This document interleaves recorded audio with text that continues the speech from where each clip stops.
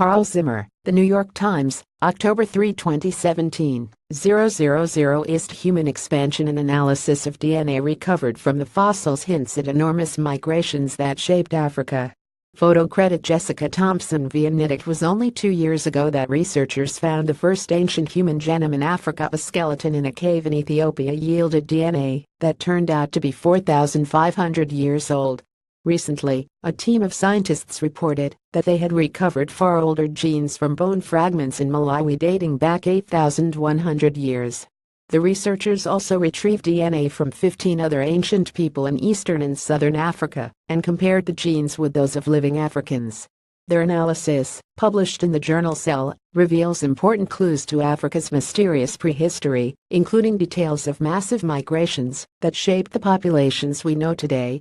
Europe was the first place where scientists were able to use ancient DNA to illuminate the deep past. Huge archaeological collections and museums held DNA that, once reconstructed, shed light on the genetic prehistory of the continent as far back as 40,000 years. Africa proved to be a bigger challenge. There were fewer skeletons in museums, and most searches for genetic material failed. The environment was partly to blame. DNA is more likely to survive in colder places. It's been mad watching all the advances in what we understand about European prehistory, said Jessica C. Thompson, an archaeologist at Emory University, USA. Jessica was heartened by the discovery of ancient DNA in Ethiopia in 2015. Those scientists succeeded for two reasons. The skeleton they discovered had been lying for thousands of years in a cool cave in the Ethiopian highlands, and the researchers developed new technological methods increasing the odds of finding even tiny bits of DNA.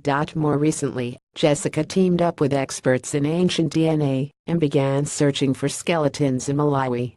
Much of the country comprises tropical lowlands, but it also includes high-elevation plateaus where nighttime temperatures can plunge below freezing.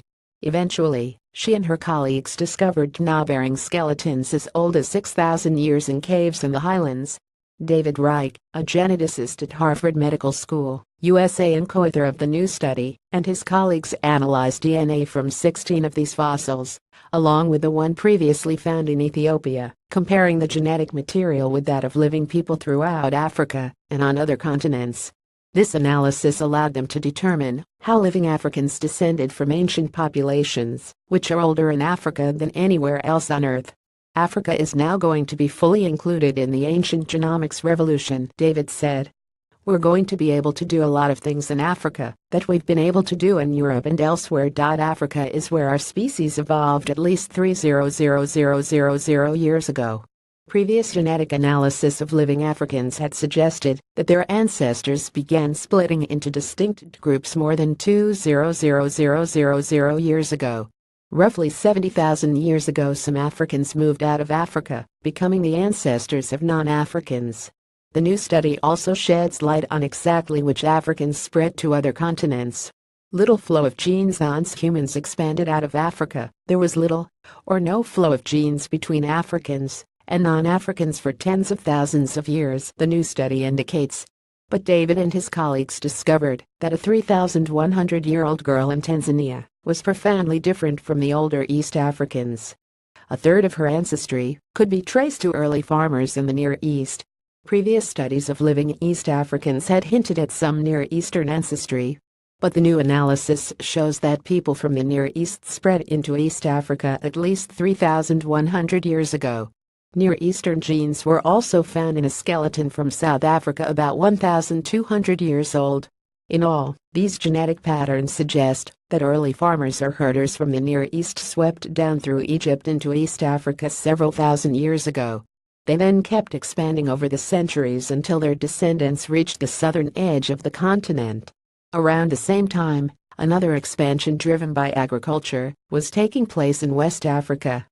A people known as the Bantu spread from the region around present-day Cameroon and Nigeria. They left a trail of distinctive iron tools that archaeologists have used to trace their migration into southern and eastern Africa about 2,000 years ago. It's possible, Jessica said, that Bantu farmers drove hunter-gatherers out of places like Malawi. The surviving hunter-gatherers ended up in deserts and other places that weren't good for crops and livestock. In East Africa, the transition may not have been so stark. There, modern people can trace much of their ancestry to the Bantu, suggesting a blending of populations. Tweet go to top.